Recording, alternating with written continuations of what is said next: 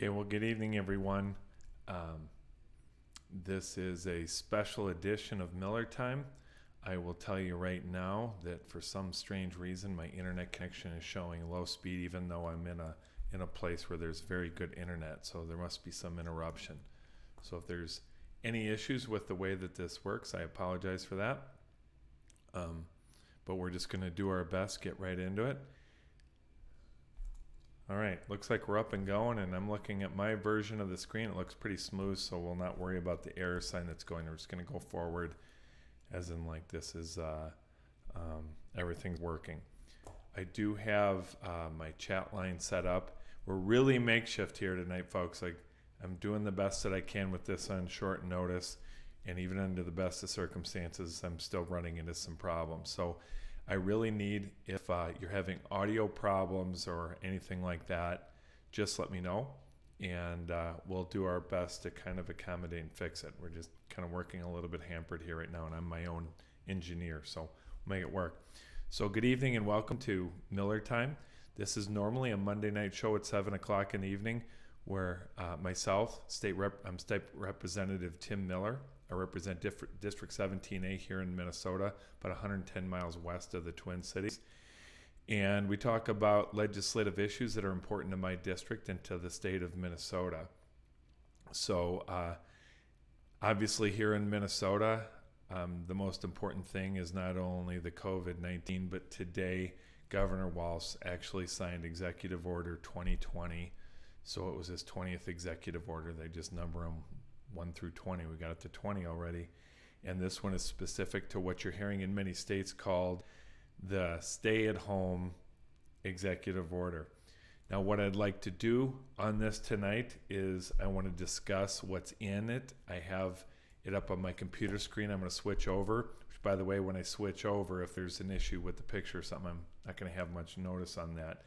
But I want to read through some of the points and be very clear on what it says. I will post up in chat. I'll post up if it's working properly. Hello, Lily. Thank you for coming on. I will post that stay-at-home order document so you can read it yourself. Let me do that right now.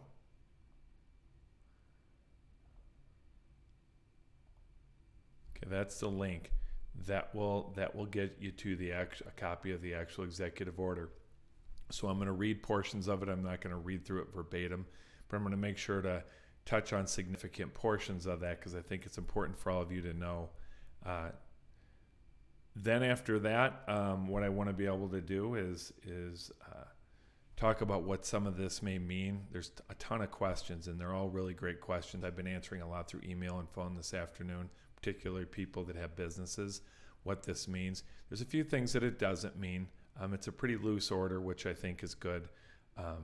What we're not going to do tonight, I will answer any of your questions, but what we're not going to do tonight is get into the argument of the validity of what Governor Walz did today, whether it's constitutional, it's legal, shouldn't have been done, should have been done. Next Monday night on Miller Time, we will discuss that, but right now, I think there's a lot of people that just need to have information on this.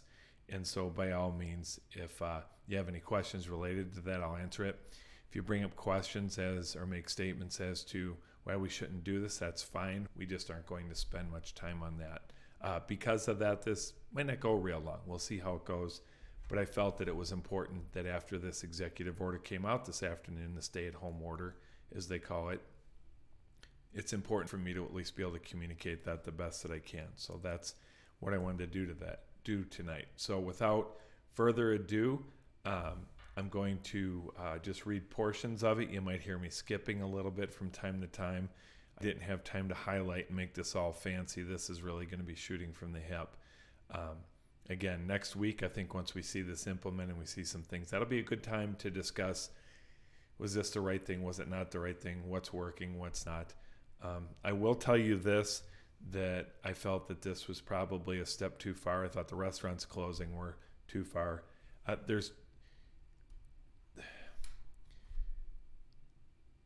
the basis for what Governor Walz is doing. There is a modeling out there by the University of Minnesota, and you're going to hear a lot about that over the next several days.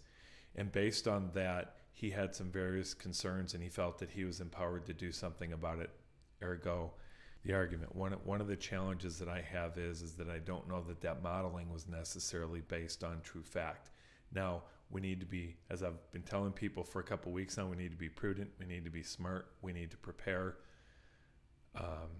but overreach we shouldn't be doing. And before we effectively shook up the state like this, I think there should have been some more information. There should have been a little bit more time on this. I don't think we need to do this. And when you hear from the executive order, it's such a loose executive order. I think there's a different approach. I probably will bring that part up in the end, my opinion on that. But until then, let's move forward. So again, this is Executive Order 2020. That link for it is in the chat area. You can click on that. And here we go. So in the order, it kind of gives where he gets his authority. The COVID-19 pandemic presents an unprecedented challenge to our state. On March 11th, 2020, the World Health Organization, he goes into that. Community spread, COVID-19 in Minnesota and nationwide is increasing. As of March 24th, 2020, Minnesota had 287 confirmed COVID-19 cases with 35 hospitalizations. It is further expected that increased testing capacity would demonstrate that COVID-19 is circulating in the communities in Minnesota that currently have not identified a confirmed case. I can't attest to whether it'll be all over the place, but I can tell you with clarity that it is true that we aren't only testing medical professionals, healthcare professionals, and people that are in the at-risk. Simply put, people over the age of 70, people that may have cancer or some other thing that has suppressed their immune system, and then people that are exhibiting pretty serious symptoms. They'll get tested. So Minnesota's already taken proactive tests. He refers to his past orders, recent developments, including signs of community spread and the rapid increase globally and in Minnesota, and the first related death in our state have brought us to making these drastic orders. So he kind of, like I said, he kind of gives the step-by-step of how he arrived at this, and then he talks a little bit of the legalese of how he's authorized to do this. Then he goes into, for these reasons, I order as follows. And again, I'm not going to read every single word, but I'm going to be reading a lot of words because I think that it's important for people to hear how it's written. Because as you move forward with your life over the next 2 weeks, this is going to be through, it says beginning, so the first thing says beginning on Friday, March 27th, 2020. That's this Friday at 11:59 p.m., so basically midnight, through Friday, April 10th. So for that 2 week period of time, this is what's going to apply in the state. And I think it's important for people to know what's in it. And then, as I said, kind of extrapolate off of that and say, if you will, what's not in it or what does this mean for me? If you want, there's a lot of important information that's going out from the state right now. I've posted in the past on my Facebook page where you can apply for unemployment or small businesses. There's a good toolkit that helps you with that. There are going to be some other links that I'm going to be putting up over the next 24 hours, including where you go to find out. We'll talk about essential services here in a little bit. There'll be a link for that. There'll be some other links. So if you want good information, I'm using Facebook as my tool to communicate that out. It's just simply the most effective, efficient way. I have a lot of people following me on there, certainly more than I have in my email updates. And you will probably see some email updates from me in the future, but it is going to be primarily driven through Facebook. I just think for me, it's probably the most efficient way to handle this at this time. You can always email me at rep.tim.miller@house.mn. That is rep.tim.miller@house.mn.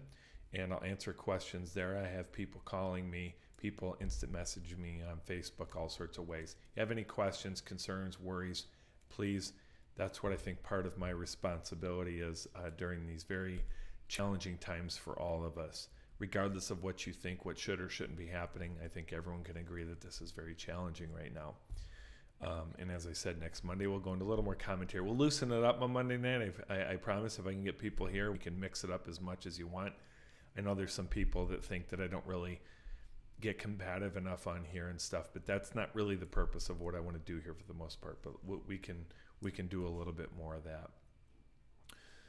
I'm not seeing. Let me check one thing before I read further on this. Give me a second here. Okay. I think we're still kind of going okay. As I said, I'm flying blind when I look at the executive order, so just help me make a comment if there's something that is awry. I'm going to assume everything is fine until then. In the executive orders, as I said, it says for these reasons, I order as follows. And then number 1 is beginning on Friday. As I said, this Friday at midnight through April 10th at 5 o'clock in the afternoon. All persons currently living within the state of Minnesota are ordered to stay at home or in their place of residence, except to engage in the activities in critical sector work set forth in paragraphs 5 or 6. I'll get down to that a little bit. So as we go through this executive order, it defines what homes are, what residences are. It encourages people to do virtual or telework where they can. It goes through some definitions of what workers, personnel are, and that is, it says, as used in this executive order, workers and personnel are broadly defined to include. So these are people that can go out and do their normal business, workers and personnel. Defined to include employees, contractors, vendors, and volunteers. So if you're an employee, contractor, vendor, or volunteer, and you're in the critical sectors, which will be there. And by the way, I have a link on what these critical sectors are. I'm going to define some of them out here. There's a lot of them, but you are able to continue on with your life.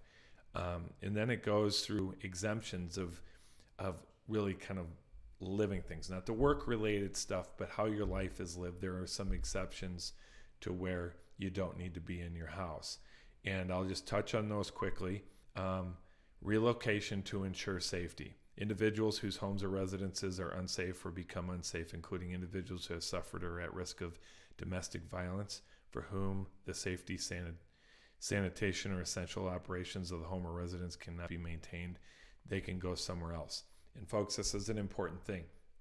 One of the major concerns of a stay-at-home order is with public safety, and that there's an assumption that domestic violence is going to increase. Mental health is going to deteriorate as people do this. So make it very clear that if you're in an unsafe situation, you certainly need to go get other locations, or go find another place to stay. Health and safety activities. Individuals may seek emergency services, obtain medical services, supplies, or medications, and visit a healthcare or dental professional or a facility or a veterinarian. Individuals may also donate blood. I was supposed to donate blood today. It shocked me that they were asking for that, but they do have a system. The Red Cross is taking blood. I was going to do it in Renville this afternoon, but I got called away to something else, and so I'm going to do that again. But believe it or not, if you're able to donate blood and you want to, you can do that. Outdoor activities. Individuals may engage in outdoor activities, walking, hiking, running, biking, driving for pleasure, hunting, or fishing, and may go to available public parks and other public recreation lands. It's important to know, for people that don't understand with this disease, it's okay to be outside. This is not a cloud flying over your town. You can track this from someone else who has it through direct contact, through bodily fluids. That's why we always say wash your hands, cover your face if you're going to cough or anything like that, and just keep your distance from people. Another exempt activity is necessary supplies and services. This is basically if you have to go to the pharmacy or the grocery store, or you need something else with your daily habits. Another one is essential intrastate and interstate travel. Now, what's important here is I know that there's been talk earlier of, are they going to close the borders? Are they going to let anyone in or out? They're not doing that at this time. So basically, if you have to travel across the state or you have to travel out of the state, consideration is asked for, but they're not going to do anything. Care of others. This is another important one. If you have an elderly person who you are caring for, or a sister, or whatever the combinations maybe if you are attending to the care, and understand care can include mental health. You don't need to define this to anyone. If you're going to take care of someone, do the necessary precautions, but certainly go do those activities. And then there's displacement. People that have basically lost their homes. They are not, basically the homeless aren't in trouble because they're homeless. I think that there's going to be plenty of shelters available for them, but they did define that. Okay, then they go through a lot of tribal activities and lands, and I won't get into that right now because I don't have a significant portion in this area, but basically they have a section that says within the tribal lands, they have a lot of autonomy, and it basically goes into what those looks like. So now there's the exceptions, and this is where we get into what they're calling critical sectors. And what critical sectors are is what we've been calling these for the last couple of days are essential services is another term. So critical sectors are essential services. These are basically you're doing business in different ways that are deemed important for society to continue, for safety, for just a lot of different things. And I'm going to run through these pretty quick because there's a lot of them. I'm going to have more commentary at the end of them, but I want to give you kind of the cross sample of what they would say. So basically, if you are currently employed or own a business, contracting, subcontracting, whatever, if you are doing something for work that falls under one of these categories, you are exempt to continue doing things. So the critical sector says all workers who can work from home must do so. Workers in the following critical sectors who are performing work that cannot be done at their home or residence through telework or virtual work and can be done only at a place of work outside of their home or residence are exempted from the prohibition in paragraph 1 as set forth below. And it says these critical services exemptions apply only to travel to and from an individual's home or residence and place of work, and an individual's performance of work duties that cannot be done at their homes or residence. Travel may include transportation to and from childcare or school settings as necessary to ensure the safe care of children. Then they have the list. And like I said, I'm going to kind of fire through some of these. I might touch a little more if it explains it better, but you're going to get the general idea through this. So, healthcare and public health, that's an exempt service. So if you're involved in healthcare or public health in any way, or you're supporting healthcare in any way. I had an insurance broker who asked me about this. They're helping people with their healthcare and health insurance, so they would qualify under this. Healthcare and public health. Workers providing or supporting home-based care for adults, seniors, or children, including but not limited people who are blind, deaf-blind. It goes on to a list, but basically in home care. So if you're working in home care, you can go there. Another section, law enforcement, public safety, or first responders are exempt from stay at home. Here's a big one, folks, out by me. Food and agriculture. So if you are doing anything that has to do with food preparation, agriculture, farming, if you're going out to plant fields here, it might be a little bit early under this 2-week window, but in any case, if you're doing things related to tending to livestock, that sort of stuff, you're exempt from doing that. For food, one of the first questions that I got early, and I didn't have an answer originally, but I do now, as everyone knows, restaurants and bars have been closed except for drive-up takeout. So bars are effectively closed because you can't go and buy a bottle of beer from a door, although some people are coming up with creative alternative ways for that. But anyway, so what you mostly see is restaurants. If you've been to my Facebook page, you've seen that I've been stopping at some of our local establishments and purchasing a lunch or dinner. And I've been doing that to not only support that local business, but also to encourage other people to do the same. When this executive order to stay at home came out, the way that it was phrased, the way Governor Walz said it, he sounded like because he's extending that through May 1st, which I don't agree with. Talk about that on Monday. But in any case, he's extending that out through May 1st. But the question was, does that mean they have to completely shut down, or does it maintain the way they've been doing it to this point? The way Governor Walz said it, you're going to have to completely shut down. But let me be very, very clear right here. Those businesses can still operate as they have to this point. Takeout only, but they can continue to do that. So that's something important to know. And I'll use this as an opportunity once again to encourage people, even if it's just a way to, throw your son in the truck with you because you're kind of going stir crazy. You take him out, you have a great visit with him, you talk about important things of life. You get out of the truck, you go and pick up the pizzas, or you pick up the wings, or you pick up the burgers, take it back to your family. It's a real good opportunity that you can very safely not only feed your family, but you can support a local business and maybe teach your child in that circumstance, some important things in life. So by all means, take those opportunities. Another sector that's a critical sector is energy. Well, that's a broad term. Anything related to energy is exempt. Water and wastewater, exempt. Transportation and logistics of transportation. So basically that's truck drivers. I don't know how many people are going in transit right now, but technically that would be under it also. Logistics would be not only the organization of that transportation, especially like truck driving, you think of logistics, but also understand that, I don't know if it's here or somewhere else, but bicycle shops and distribution facilities are exempt. Automobile sales that are necessary to allow for essential travel, I think that's broadly defined. Mechanics are expected to stay open. Another category, public works. If you work for public works in any way and your work is deemed critical to go do your work, you're able to do that. Communications and information technology. And then it says other community-based government operations and essential functions. And that really kind of goes into a lot of the community services or county services, election-related stuff, which I don't think we'll see during this of any significance. Housing and shelter, homelessness, workers performing any governmental functions, workers supporting building code enforcement. Now you say, why building code enforcement? Let's slow down here.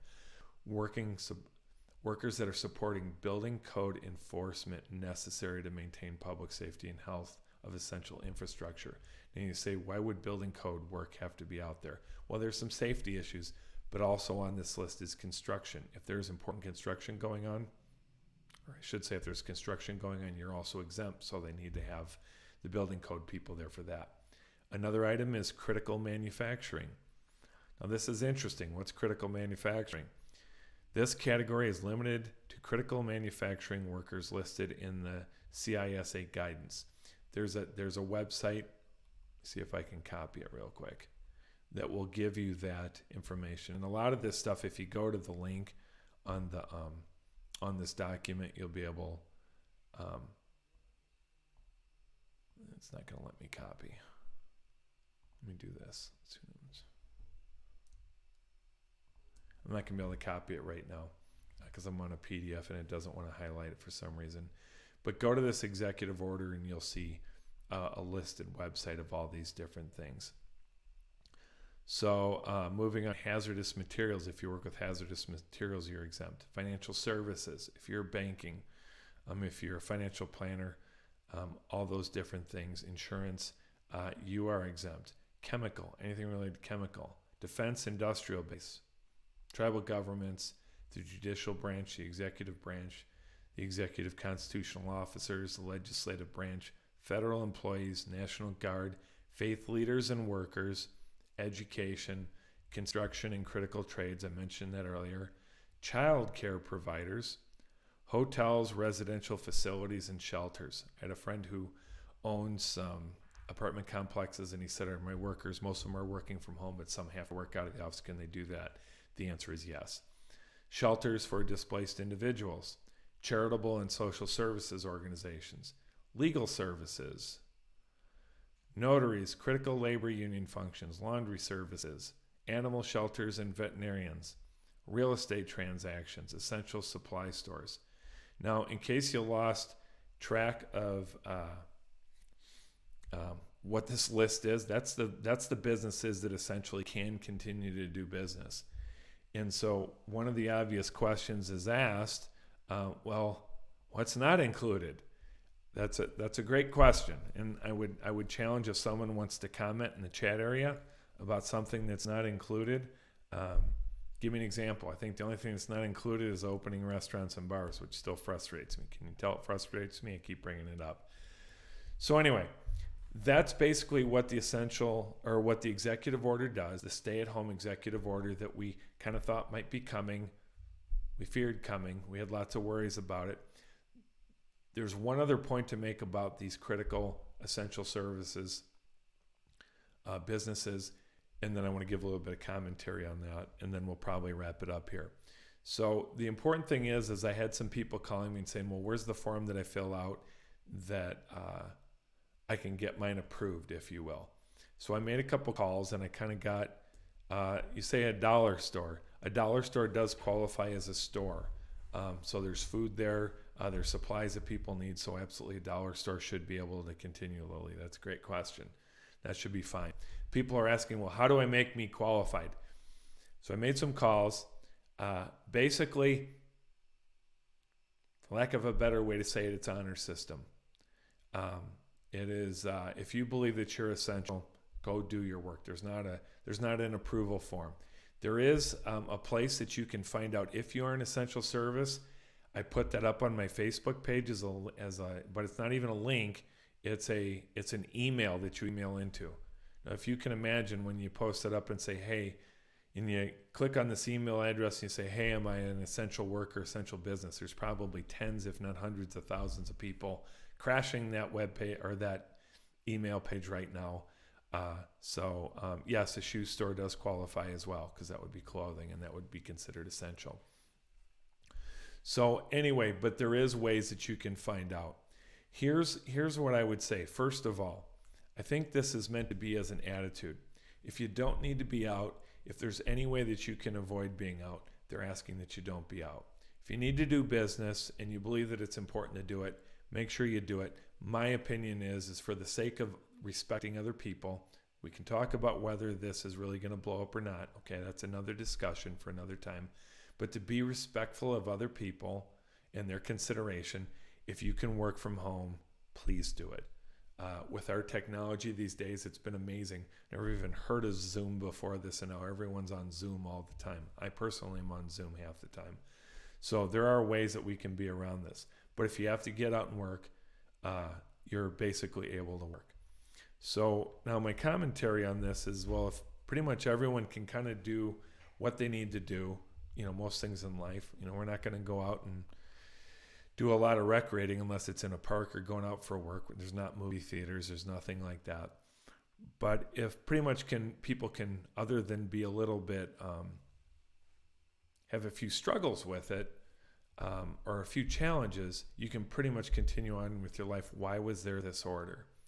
And this is what we'll talk about more Monday night. But I think there could have been a different approach to this.